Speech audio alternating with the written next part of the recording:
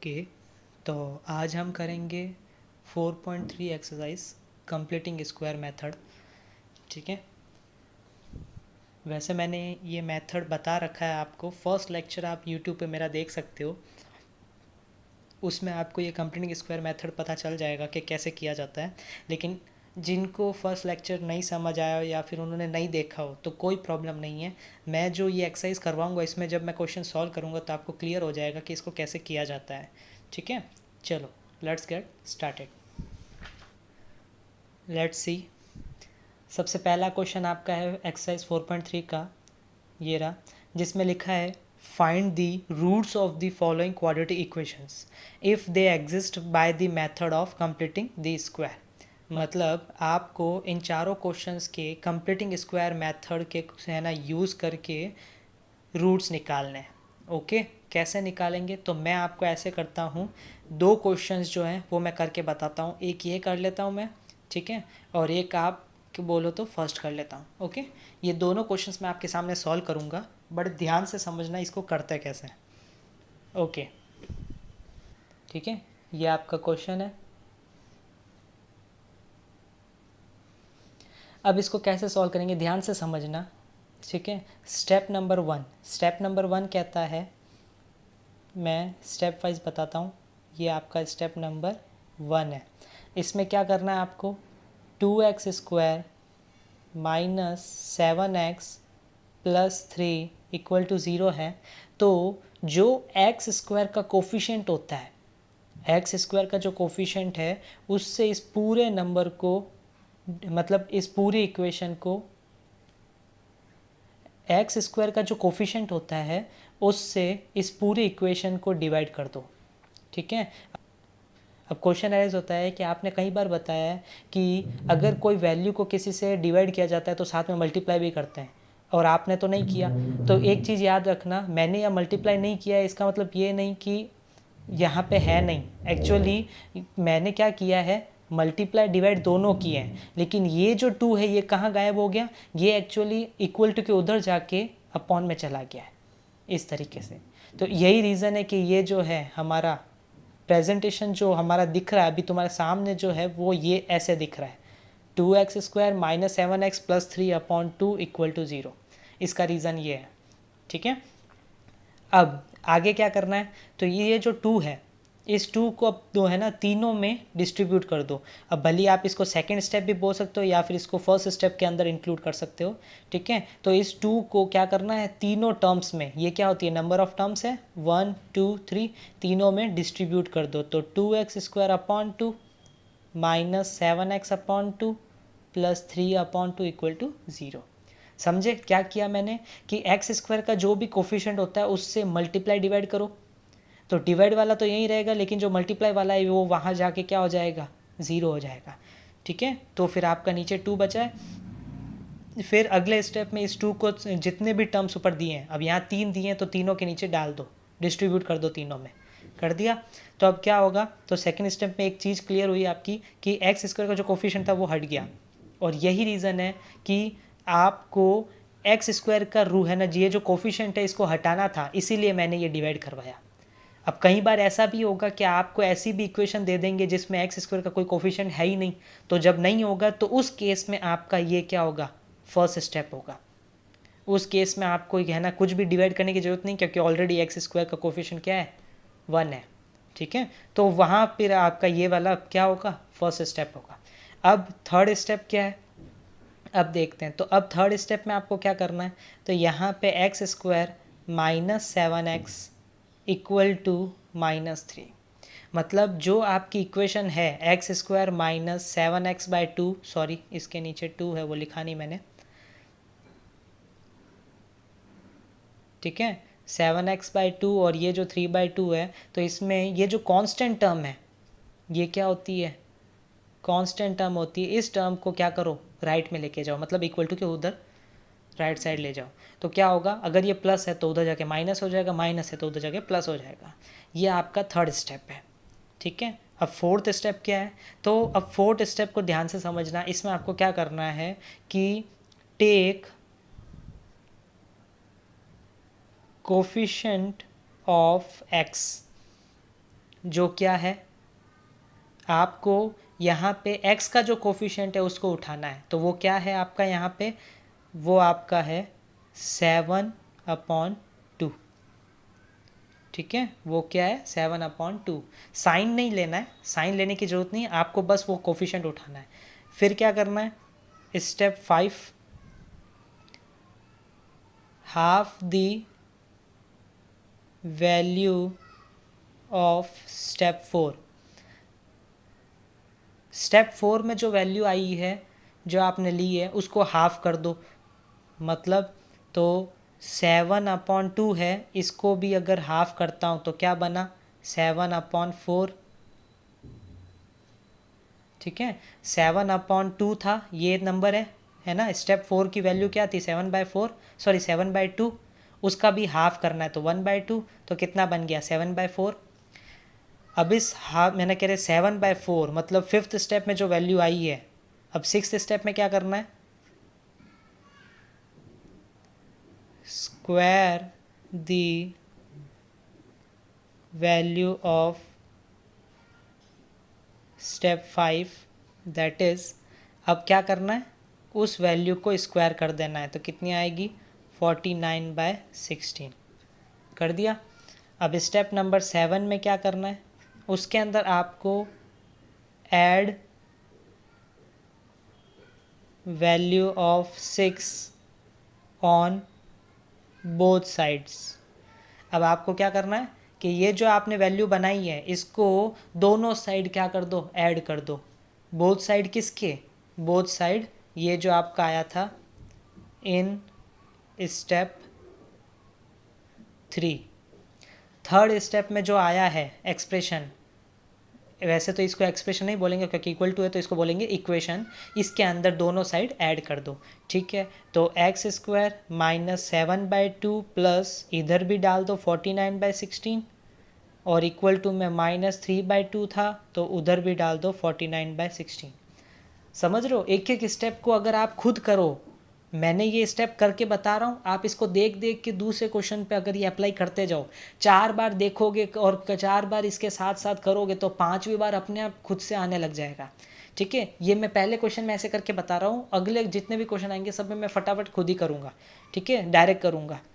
तो अब यहाँ पे क्या बना, तो देखो ये हुआ। अब आपके स्टेप्स नहीं है, अब आपका ये पूरा क्या है, अब ये चलते रहेंगे। अब आगे इसको बस क्या करना है, सॉल्व करना है पूरे को। ठीक है, अब जो भी आ रहा है उसको पूरे को सॉल्व करना है। यहाँ पे x नहीं लिखा था, सॉरी। तो x² माइनस 7/2x प्लस 49/16, तो नोट करो ये पूरा क्या होता है, तो ये है सहना कह रहे x मतलब a का स्क्वायर, यहाँ पे आएगा 2 इंटू एक्स इंटू 7/4 और प्लस यहाँ पे आएगा 7/4 का स्क्वायर। ठीक है, और उधर इक्वल टू में क्या होगा, तो वहाँ तो एलसीएम ले लेते हैं, तो ये आपका 8 से मल्टीप्लाइड दिया 8, तो ये हो जाएगा 24 और ये 49 और नीचे आ जाएगा 16। ठीक है, अब ये नोट करो, ये कैसे, ये समझ आया ये कैसे हुआ। देखो 2 से ये कैंसिल होता है तो 7/2 बनता था, इसलिए देखो ये आया था।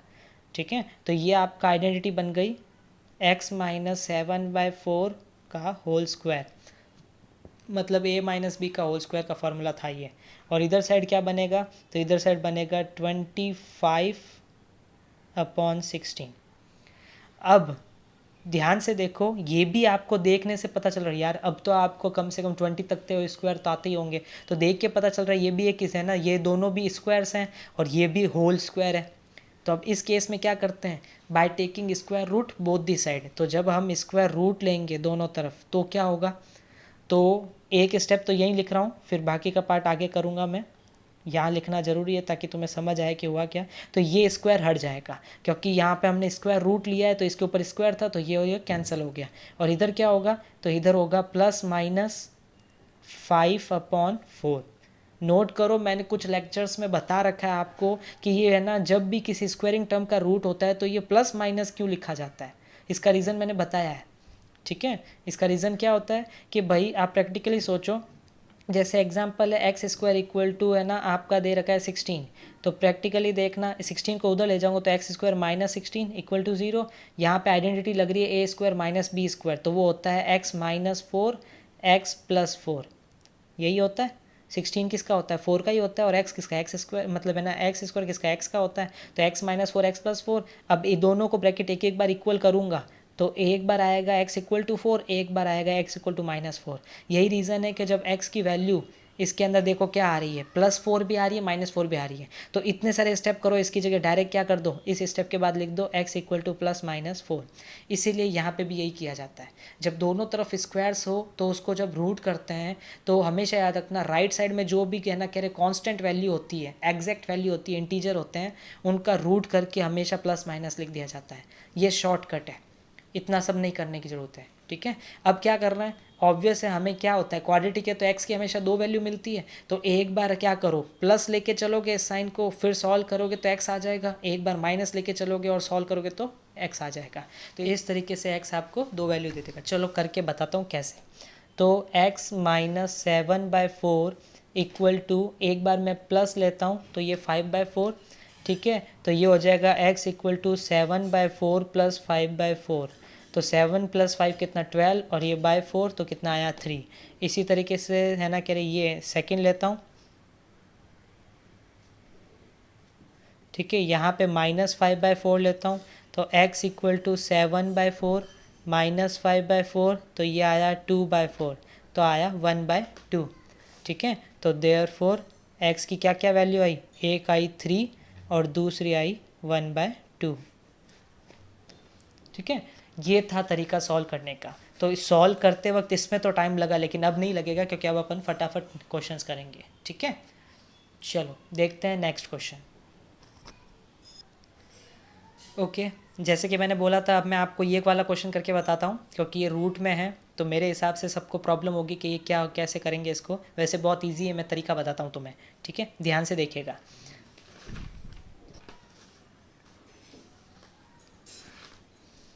ये हमारा है थर्ड क्वेश्चन।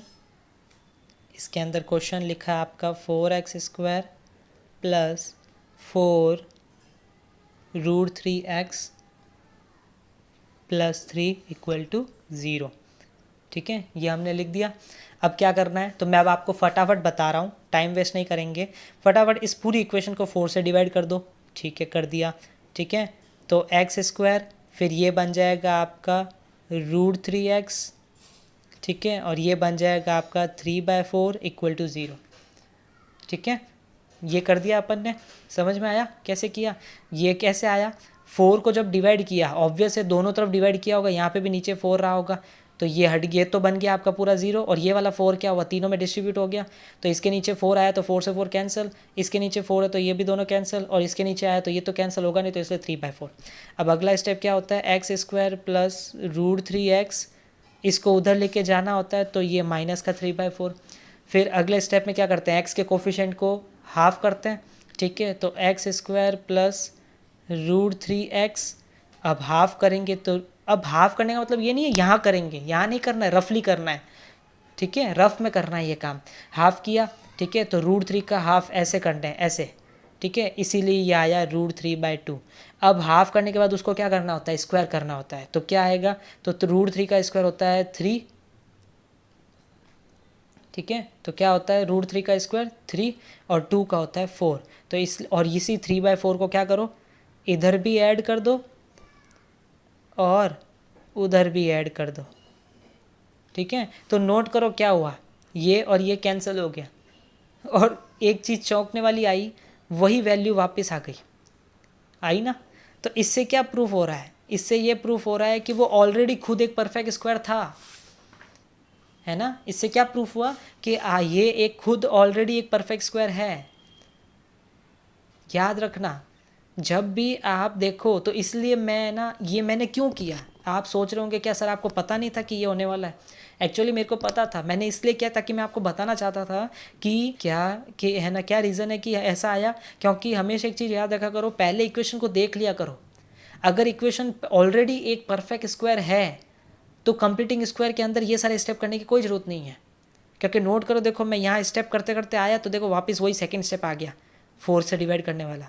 तो इसलिए हर बार ये नहीं किया जाता, ठीक है। आपको अगर दिख रहा है ये परफेक्ट स्क्वायर है, कंप्लीटिंग स्क्वायर मेथड क्या बताता है कि इसको परफेक्ट स्क्वायर बनाओ, लेकिन ये ऑलरेडी परफेक्ट स्क्वायर था तो देख लो, इसलिए। तो अब कैसे पता चलेगा कि परफेक्ट स्क्वायर है? तो मैंने प्रीवियस लेक्चर में भी बता रखा है आपको कि इसको है ना पहले देखो कि ये क्या लिखा है। जैसे आपको लिखा हुआ है 4x² प्लस 4√3x और प्लस 3 इक्वल टू 0 है।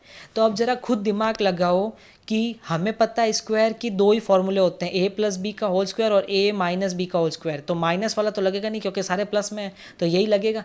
अब ये वाला भी यहाँ पे कैसे बन रहा है, कैसे क्लिक करता है? तो 4x² है तो ये किसका होता है? 2x का होल स्क्वायर। इधर साइड 3 है तो 3 किसका होता है? तो याद रखना every integer is a square of its root. दिमाग लगाओ थोड़ा। अगर मैं √2 लिखता हूँ तो √2 का स्क्वायर क्या निकल के आएगा? 2। √3 लिखता हूँ तो उसका स्क्वायर क्या निकल के आएगा? 3। इसी तरीके से हर रूट वाली वैल्यू, मतलब किसी भी है ना कह रहे एक इंटीजर दिया हो आपको, भली वो प्राइम नंबर ही क्यों ना हो, जैसे 7 है तो 7 का भी रूट क्या होता है अगर करो तो √7, ठीक है। √7 का स्क्वायर करने पे तो 7 आया। तो उसी तरीके से यहाँ 3 को अगर देखें तो 3 का है ना रूट क्या रहेगा, क्या रहा होगा? तो 3 का रूट रहा होगा √3 का स्क्वायर, ठीक है। अब आपको a पता है, b पता है, तो अब इसलिए मैंने पहले a और b लिखा ताकि मिडल टर्म आपको बाद में ऐसे लिखने में आसानी रहे। तो है ना 2a आपका 2x है और b कितना है? √3। तो चेक कर लो, इसको सॉल्व करने पे 4√3x आ रहा है ना।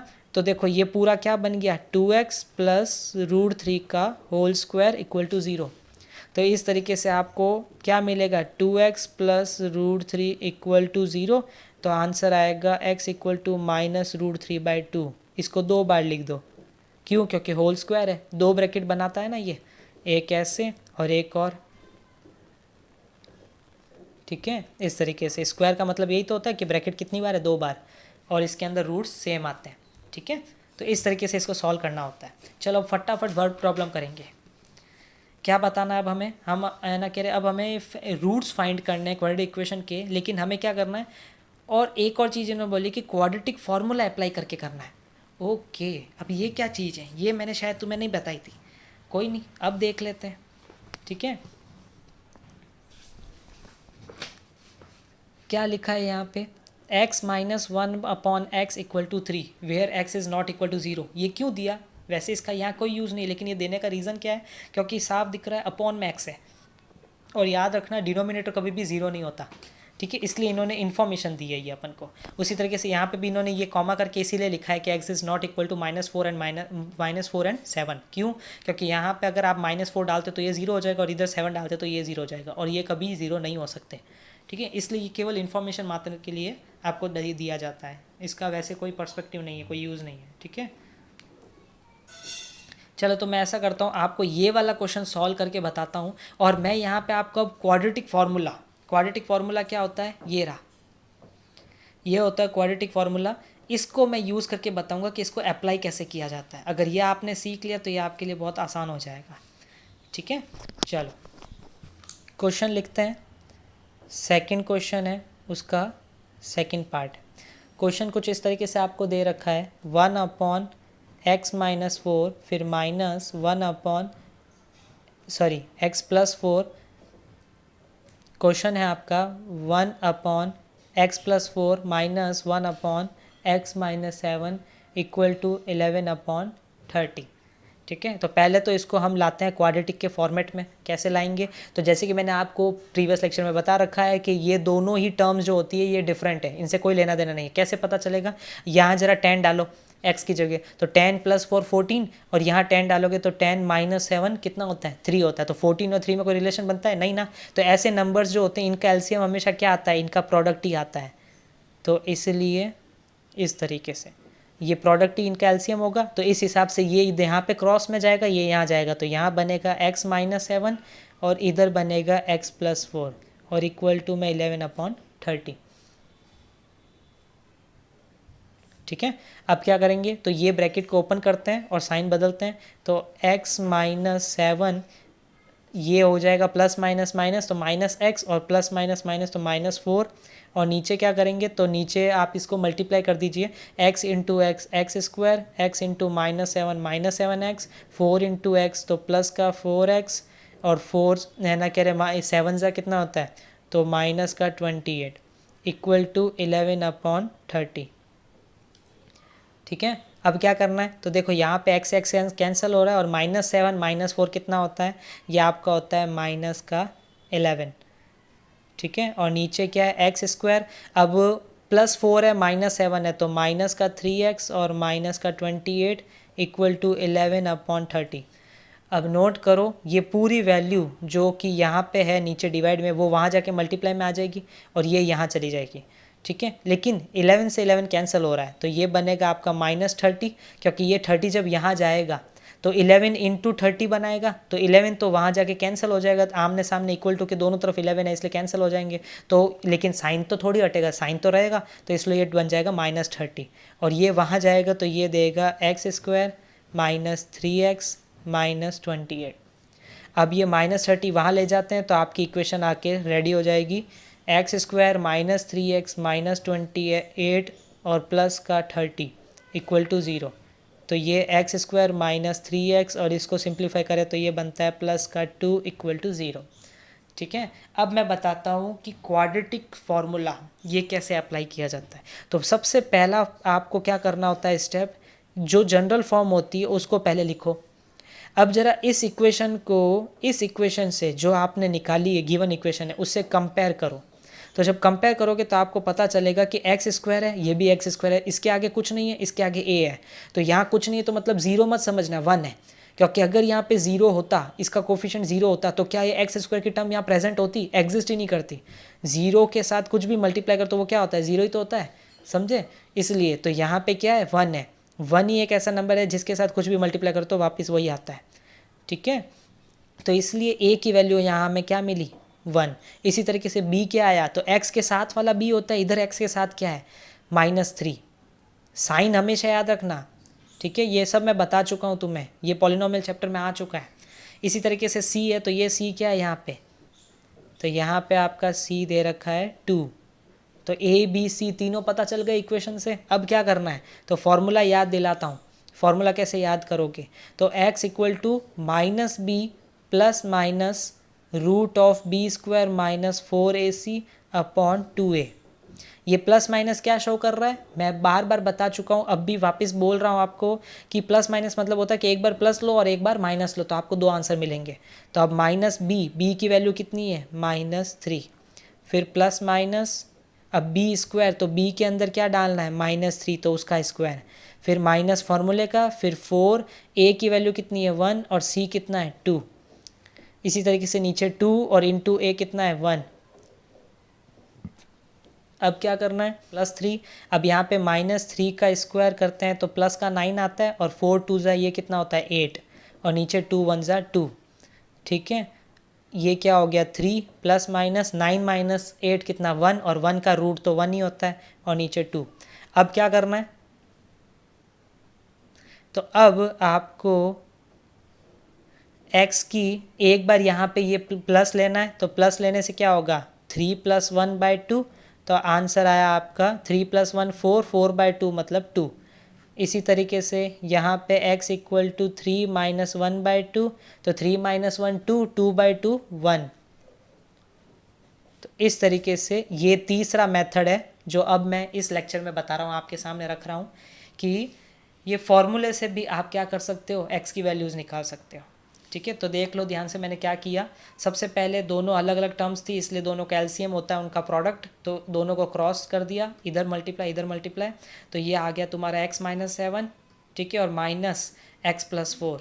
ठीक है, अब ये है ना, कह रहे ब्रैकेट ओपन होगा तो साइन बदलेंगे, तो -x -4 हो गया, x से x कैंसिल हो गया, तो -7 -4 -11 होता है, तो ये 11 से ये 11 कैंसिल हो गया, क्योंकि इक्वल टू के दोनों तरफ जब सेम टर्म होते हैं तो वो कैंसिल हो जाती है।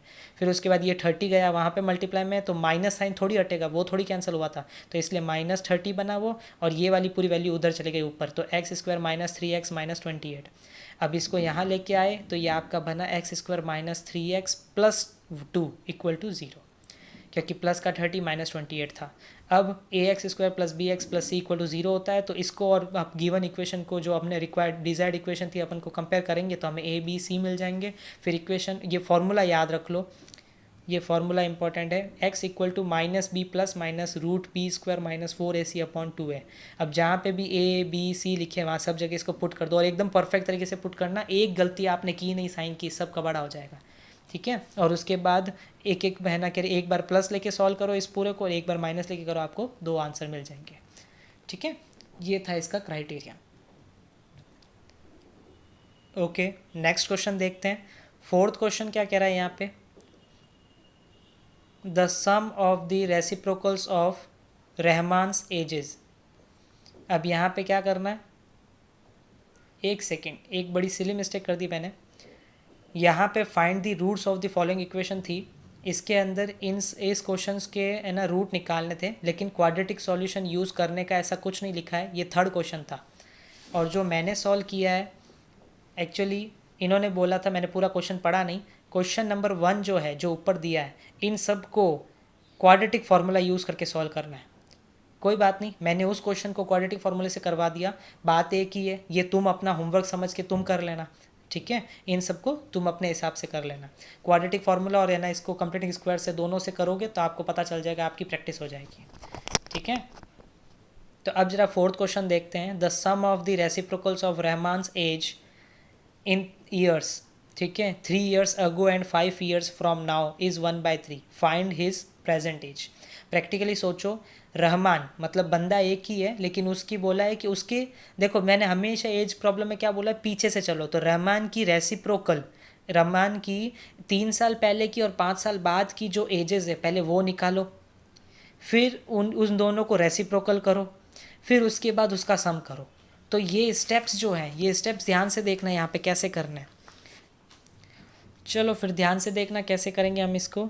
तो क्वेश्चन नंबर 4 है, अब मैं निकालता हूँ इसकी रहमान्स की एज 3 years अगो। तो 3 years अगो इसकी एज क्या रही होगी, तो अगर मैं लेट करता हूँ कि उसकी प्रेजेंट एज जो है वो x है, अगर मैं लेट करता हूँ कि उसकी प्रेजेंट एज x है, तो 3 साल पहले क्या रही होगी। उसी तरीके से रहमान की 5 साल बाद कितनी रहेगी, ईयर्स फ्रॉम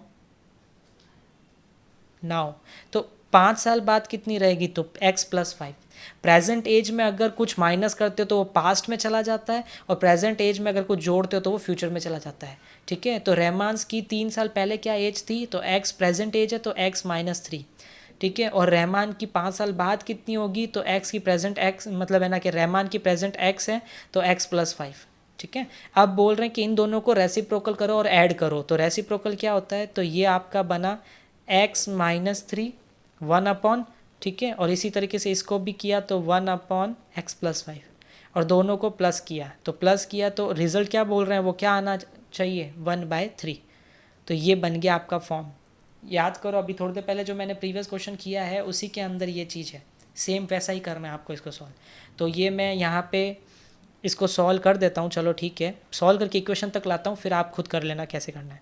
अब सेम चीज़ ऐसे जब भी आता है तो ये दोनों में कोई रिलेशन नहीं होता, तो इनका प्रोडक्ट ही एलसीएम होता है। तो यहाँ पे x - 3 और इधर x + 5, इधर बनेगा x + 5, इधर बनेगा x - 3। कैसे, ये इधर क्रॉस गया, ये इधर क्रॉस गया, और इधर है क्या 1/3, ठीक है। अब क्या होगा, तो x + x हो जाएगा 2x, 5 - 3 हो जाएगा 2, और नीचे क्या है, तो ये बन गया x², ये बना -3x प्लस का 5x माइनस का 15 इक्वल टू 1/3, ठीक है। तो फिर 2x + 2 और नीचे क्या है, तो x² प्लस का 2x माइनस 15 इक्वल टू 1/3। अब x² + 2x माइनस 15 को वहाँ लेके जाते हैं और 3 को यहाँ ले जाते हैं, क्रॉस मल्टीप्लाई ऐसे, ठीक है। तो क्या होगा, तो ये तो बन जाएगा 6x + 6, क्योंकि 3 दोनों से मल्टीप्लाई होगा वहाँ जाके, और ये वहाँ जाएगा तो x² + 2x माइनस 15, ठीक है। अब सबको शिफ्ट करते हैं, तो x square plus 2x minus 6x minus 15 minus 6 equal to 0। तो एक्स स्क्वायर माइनस का 4x बनेगा ये, और 15 और 6 ऐड करते हैं तो कितना आता है, तो माइनस का 21 इक्वल टू 0। ठीक है, ये आपकी आ जाती है इक्वेशन। अब इस इक्वेशन को फिर से, ये लास्ट है, इसको भी मैं ना कंप्लीटिंग स्क्वायर और क्वाड्रेटिक सॉल्यूशन दोनों फार्मूले को अप्लाई इस इक्वेशन पे कर रहा हूँ, और ये मैं लास्ट टाइम आपको फिर से बता रहा हूँ कि इसको कैसे करते हैं। उसके बाद के जितने भी क्वेश्चन करेंगे सब में मैं केवल इक्वेशन बनाऊंगा और आपको खुद को करना है। ओके, चलो। तो सबसे पहले मैं ऐसे करता हूँ, क्वाड्रेटिक वाला फार्मूला यूज़ करके बताता हूँ। तो इसको कंपेयर करेंगे ax square plus b x plus c equal to 0 से। ठीक है, तो जब कंपेयर करेंगे दोनों को तो क्या निकल के आएगा, तो a इक्वल टू आया 1, क्योंकि देखो एक्स स्क्वायर के साथ यहाँ पे a है और यहाँ पे एक्स स्क्वायर के साथ 1 है। ठीक है, उसी के साथ यहाँ पे x के साथ b है, तो यहाँ पे x के साथ क्या है, -4, और यहाँ पे c है तो यहाँ पे क्या है, -21। याद रखना a b c जब भी देखते हो तो साइन के साथ देखना। ओके, तो अब मैं फॉर्मूला अप्लाई करता हूँ। x equal to minus b plus minus root b square minus 4ac upon 2a। ठीक है, तो x इक्वल टू अब b की जगह डालते हैं, तो -4 प्लस माइनस यहाँ पे भी -4 का स्क्वायर, ये 4, a आपका 1 है और c आपका 21 है, और नीचे क्या है 2a, मतलब 2 इंटू 1। ओके, दिख रहा है, ध्यान से देख लो, मैं आपके सामने ये थोड़ी देर के लिए है ना ऐसे रख रहा हूँ ताकि आपको पता चले क्या क्या हो रहा है। ओके, अब इसको सिंप्लीफाई करते हैं तो क्या होगा, तो x equal to minus minus plus, तो ये तो 4 हो गया, ये प्लस माइनस इधर क्या होगा, तो 4 का स्क्वायर 16, अब -21, तो देखो माइनस माइनस प्लस हो जाएगा, और 21 इंटू 4 होता है 84, और नीचे 2। ठीक है, अब 84 प्लस 16, ये चलो ये बाहर वाला 4 तो एज इट इज़, ये प्लस माइनस, अब 84 प्लस 16 कितना होता है, तो ये आपको देगा 100, है ना। तो क्योंकि 84 प्लस 6 तो होता है ना 90, और 90 प्लस 10 होता है 100, और ये ऐसे लिखेंगे। फिर क्या होगा, तो 4 प्लस माइनस, अब 100 का रूट होता है 10 और नीचे 2, तो x की वैल्यू क्या निकल के आई, 4 प्लस माइनस 10/2। याद रखना, तुम एक और चीज़ बता देता हूँ यहाँ पे मैं, एक और इम्पॉर्टेंट पॉइंट, कि जैसे कि अपने बोर्ड के अंदर MCQ आते हैं तो ये कई बार क्या करेंगे, ऐसे फॉर्मेट में भी ला के MCQs के अंदर ABCD डाल देंगे। तो अब तुम बोलोगे कि सर x के आंसर 2 आने चाहिए थे, यहाँ तो एक एक ही चीज़ लिखी है, तो ज़रा गौर से देख लेना कि कहीं बीच में प्लस माइनस दोनों तो नहीं लिखे हैं। अगर दोनों लिखे तो इनडायरेक्टली उन्होंने मर्ज करके है ना 2 आंसर दे दिए हैं, मतलब आंसर 2 है वो इटसेल्फ लिखा एक बार ही, लेकिन अंदर ही अंदर देखोगे तो 2 साइन दिए हैं, इसका मतलब समझ है ना वो आंसर 2 है। ठीक है, आपको बस एक बार प्लस लेके चलना है, एक बार माइनस, आपको पता चल जाएगा कि 2 आंसर अलग अलग कौन से आ रहे हैं। अब इसको सॉल्व करते हैं। ठीक है, तो क्या आया था हमारे, 4 प्लस माइनस 10 अपॉन में 2, तो भाई एक बार लेते हैं हम प्लस, तो x इक्वल टू 4 प्लस 10/2, तो है ना 10 प्लस 4 14, 14/2 7। ठीक है, तो ये एक आंसर आया। फिर माइनस लेते हैं, तो x equal to 4 minus 10/2, -10 plus 4 minus का 6/2, तो -3, तो एक आंसर आया x की -3। ठीक है, अब जैसे कि तुम खुद देख रहे हो, ये क्या था, रहमान की एज की बात चल रही थी, एज कभी नेगेटिव होती नहीं है, तो ये कैंसिल हो जाएगा, यही आएगा। ठीक है, तो इसका मतलब रहमान की प्रेजेंट एज तो 7 है। ठीक है, तो 3 साल पहले कितनी थी, 4 साल, और है ना 5 साल बाद कितनी होगी, 12 साल, सीधी बात। अब मैं आपको बताता हूँ कंप्लीटिंग स्क्वायर मेथड से कैसे करेंगे। कंप्लीटिंग स्क्वायर मेथड, अब इससे कैसे करेंगे। ठीक है, क्या किया जाता है, एक्स स्क्वायर का कोई कोफिशिएंट नहीं है, तो सीधा क्या करेंगे, 21 को उधर ले जाएंगे, तो -4x इक्वल टू 21। अब x के कोफिशिएंट को हाफ करते हैं, तो 4 का आधा कितना 2, और 2 का करते हैं स्क्वायर। जो भी टर्म x के कोफिशिएंट को, जो भी जिसको भी हमने हाफ किया उसको क्या करना है बाद में, स्क्वायर। तो x का कोफिशिएंट क्या है 4, 4 का हाफ होता है 2, 2 का स्क्वायर होता है 4, और उसको क्या करना है, लेफ्ट और राइट दोनों तरफ जोड़ देना है। तो इधर भी 4 ऐड कर दिया, उधर भी 4 ऐड कर दिया। नोट करो, ये बन गई आपकी आइडेंटिटी, एक्स स्क्वायर मतलब ए स्क्वायर -2ab और प्लस बी स्क्वायर। और ये है आपका 25, ठीक है। ये पूरा कितना हो जाएगा x माइनस 2 का होल स्क्वायर, ठीक है, और वो कितना होगा 5 का स्क्वायर।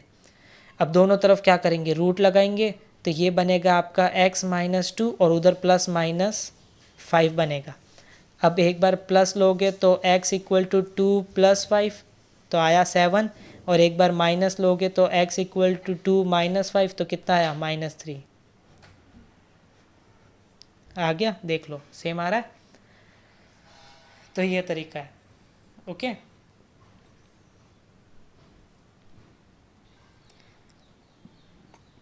Okay, next question.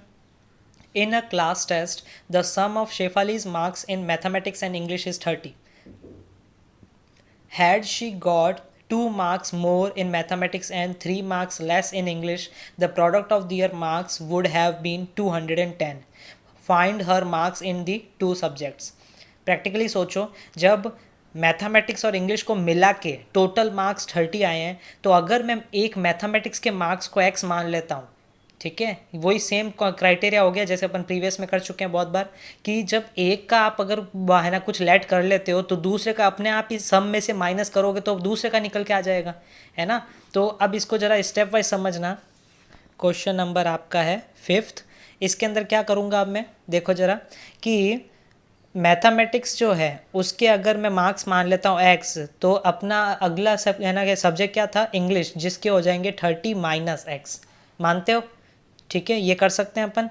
ये अपना लेट कर लिया अपन ने पहला स्टेप। अब क्या करना है, ठीक है, अब उसके अंदर क्या होगा, तो ये कह रहा है कि अगर उसके मैथमेटिक्स में 2 मार्क्स ज़्यादा आए होते, मतलब had she got 2 marks more in mathematics, ठीक है, तो मतलब मैथ्स में अगर 2 मार्क्स ज़्यादा आए होते and 3 marks less in English, और अगर इंग्लिश के अंदर 3 मार्क्स कम आए होते, तो इंग्लिश के मार्क्स क्या है 30 माइनस एक्स, और उसमें 3 मार्क्स कम है तो -3 कर दो, और मैथ्स के अंदर 2 मार्क्स ज़्यादा है तो +2 कर दो, ठीक है। और लिखा है कि इन दोनों का प्रोडक्ट, इसलिए देखो मैंने पहले ही है ना ब्रैकेट बना के दोनों को मल्टीप्लाई में रख दिया, क्योंकि वो खुद बोल रहा है कि इन दोनों का प्रोडक्ट निकालना है, और वो प्रोडक्ट कितने के इक्वल है, वो प्रोडक्ट इक्वल है 210 के, ठीक है। तो अब इसको सॉल्व कर दो, आपको इक्वेशन मिल जाएगी। तो x + 2, ये देखो 30 माइनस 3 कितना होता है 27 माइनस एक्स इक्वल टू 210। अब जरा सॉल्व करो फटाफट, तो क्या आएगा 27x, ठीक है, इसको करेंगे तो माइनस का x², फिर इसको करेंगे तो ये कितना आएगा 54, इसको करेंगे तो माइनस का 2x इक्वल टू 210, ठीक है। अब तो इन सबको वहाँ पे शिफ्ट करते हैं, क्योंकि देखो एक चीज़ याद रखना, x² का कोफिशिएंट हमेशा पॉजिटिव होना चाहिए ताकि पूरी इक्वेशन पॉजिटिव रहे। तो इसलिए जब भी आपको x² नेगेटिव दिख जाए तो उस हिसाब से शिफ्टिंग करो। अगर यहाँ पॉजिटिव होता तो उधर के इधर लाते, अगर यहाँ पे नेगेटिव है तो इन सबको उधर ले जाओ।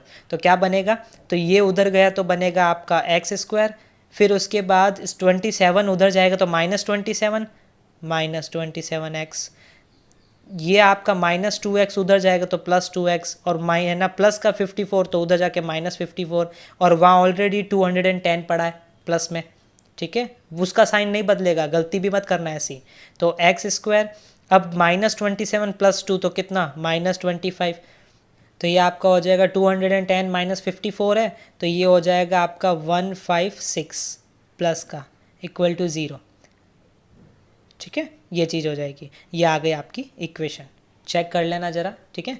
अब फटाफट नेक्स्ट क्वेश्चन देखते हैं, बहुत इजी है, वही पाइथागोरस थ्योरम से रिलेटेड क्वेश्चन है। ये बोल रहे हैं कि the diagonal of a rectangular field is 60 meters more than the shorter side if the longer side is 30 meters more than the shorter side, find the sides of the field, ठीक है। वापस से सुनना, the diagonal of a rectangular field, rectangular field जो है ना उसका जो डायगोनल है वो 60 मीटर बड़ा है, किससे, शॉर्टर साइड से, जबकि इफ़ द लॉन्गर साइड, लेकिन अब साइड की बात चल रही है, अब डायगोनल नहीं बोला, अब जो लंबी वाली साइड है रेक्टेंगुलर फील्ड की, वो 30 मीटर बड़ी है किससे, शॉर्टर साइड से। मतलब डायगनल और है ना लॉन्गर साइड दोनों का ही शॉर्टर साइड से क्या रिलेशन बना रहे हैं, ठीक है। तो इसका मतलब जब एक चीज़ याद रखना, मैंने क्या बोला था, जो इंडिपेंडेंट चीज़ है जिसके ऊपर सब डिपेंड कर रहे हैं उसको हमेशा लेट करो। तो यहाँ पे आपका क्वेश्चन नंबर 6 है, इसलिए मतलब जो है ना इंडिपेंडेंट है जिसके ऊपर सब डिपेंड करते हैं हमेशा उसे मानो।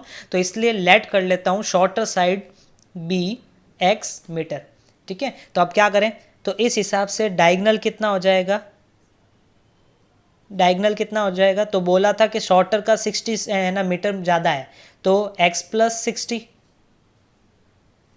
है ना। और इसी तरीके से अगर लॉन्गर की बात करें तो वो कितनी होगी, तो वो है ना कह रहे शॉर्टर से 30 मीटर ज़्यादा है, तो x प्लस 30। तो डायगनल 60 ज़्यादा थी तो x प्लस 60, और है ना लॉन्गर साइड जो है वो 30 ज़्यादा है तो x प्लस 30। अब हमें पता है कि रेक्टेंगुलर फील्ड जब बनाया जाता है और उसमें जब ये डायगनल है तो देखो ये एक तरह का राइट एंगल ट्रायंगल होता है। ये लॉन्गर साइड जो है x प्लस 30, ये है आपकी डायगनल जो है x प्लस 60, और ये है x। तो यहाँ पे पाइथागोरस नहीं लगेगा, है ना। तो इसलिए ये तो हाइपोटेनियस, ये परपेंडिकुलर, ये बेस, तो आप लगा दो जरा हाइपोटेनियस। तो बाय पाइथागोरस थ्योरम यहाँ पे अगर मैं नेमिंग करता हूँ ए बी सी डी तो क्या बनेगा, कैसे लिखेंगे इसको, तो लिखेंगे b d square equal to b c square plus c d square, ठीक है। तो अब यहाँ पे वैल्यू पुट कर दो, तो बी डी कितना है, तो वो है आपका x प्लस 60 का स्क्वायर, बी सी कितना है x का स्क्वायर, प्लस सी डी कितना है x प्लस 30 का स्क्वायर। बस आइडेंटिटीज़ याद है सबको, अप्लाई करो फटाफट। तो इसमें पुट करेंगे तो क्या बनेगा, एक्स स्क्वायर ये 120x और प्लस में 3600, यहाँ पे एक्स स्क्वायर, यहाँ पे x square plus 60x plus 900, तो एक x तो कैंसिल हो रहा है, ठीक है। अब इन दोनों को उधर ले जाते हैं, क्योंकि जैसे मैंने अभी जस्ट बोला था कि एक्स स्क्वायर यहाँ पॉजिटिव है तो यहाँ पे पॉजिटिव है इसलिए यहीं पे रखेंगे, बाकियों को इधर लाएंगे।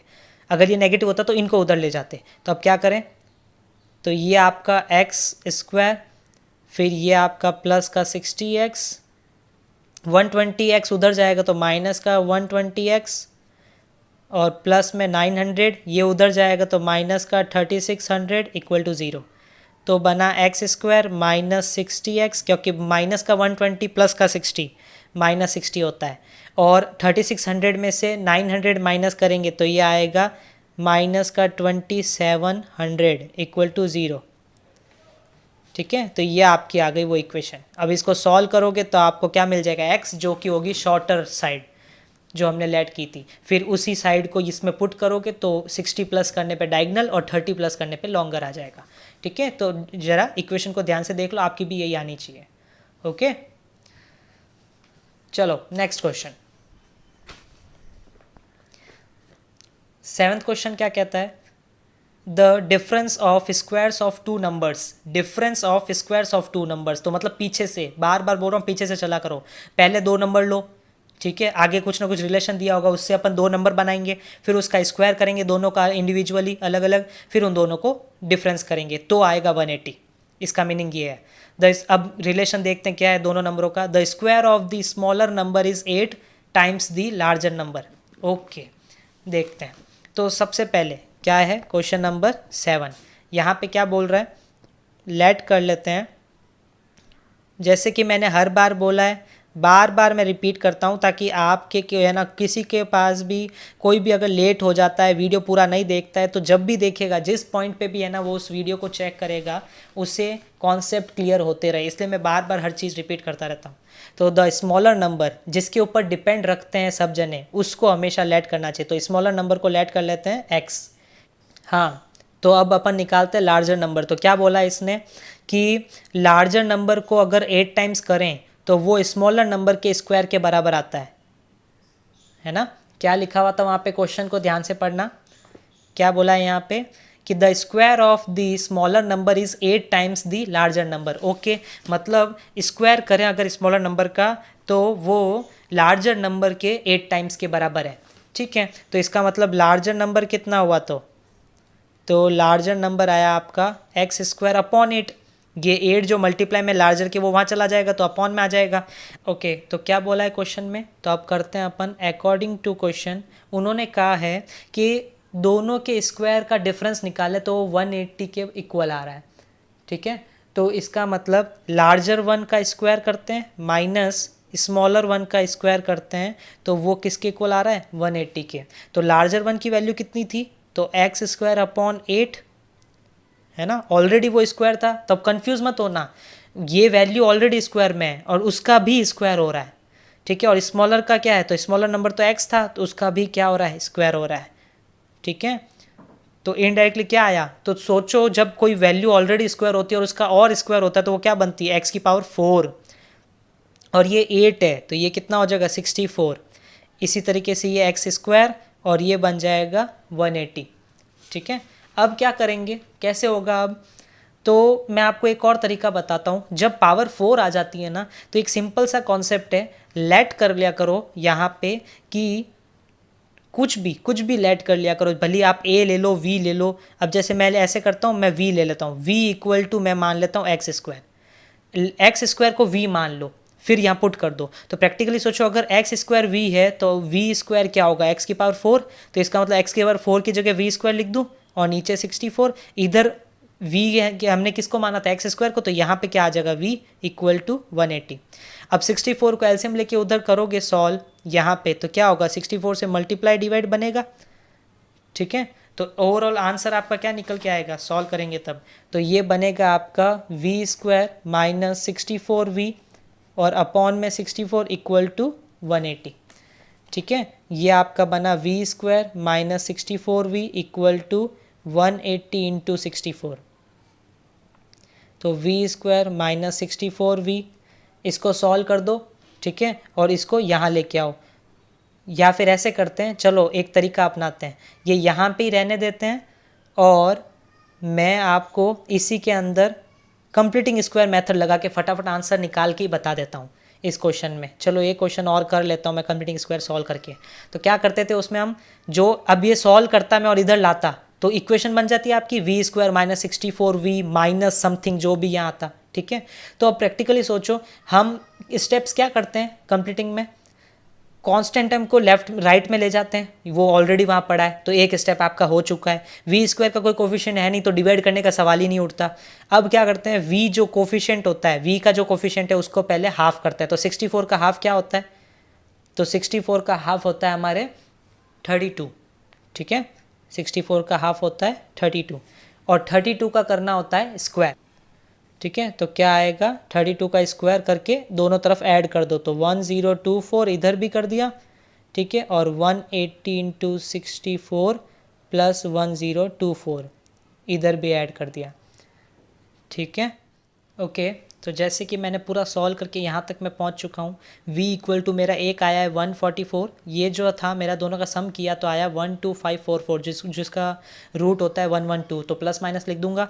एक तो मेरी वैल्यू आएगी 144, एक आएगी -80। अब नोट करो, v को मैंने मैंने कहाँ से लिया था, एक्स स्क्वायर को v माना था, तो जब वापस यहाँ पर मैं एक्स स्क्वायर पुट करूँगा तो एक तो है एक्स स्क्वायर इक्वल टू 144 और एक है एक्स है ना स्क्वायर इक्वल टू -80। तो ये तो कैंसिल हो गया क्योंकि स्क्वायरिंग टर्म के अंदर कभी भी इक्वल टू में नेगेटिव नहीं रहता, क्योंकि अगर रूट करेंगे तो क्या रूट के अंदर नेगेटिव आएगा। ठीक है, तो इसलिए इसको लेंगे, तो x इक्वल टू ये बन जाएगा +-12। समझ गए।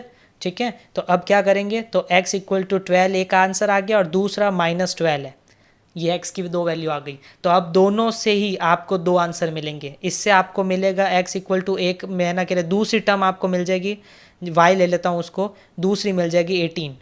तो इधर क्या वैल्यू निकलेगी, ज़रा सॉल्व करके देख लेते हैं। y इक्वल टू क्या था, एक्स स्क्वायर अपॉन 8 करते हैं ज़रा, तो यहाँ पे 144 अपॉन अगर 8 करते हैं तो कितना निकल के आता है ये हमारा, तो 8 1 ज़ा 8, ठीक है, 64, 8 8 ज़ा, इससे भी देखो 18 ही मिल रहा है। ठीक है, तो दो आंसर आएंगे, एक आएगा 12,18, एक आएगा -12,18। ओके, तो ऐसे करते हैं, आज अपन इतना ही करते हैं, बाकी के क्वेश्चंस कल करेंगे और लास्ट एक्सरसाइज भी अपन उसके साथ कंप्लीट कर लेंगे। Okay, bye bye, thank you very much, all the best.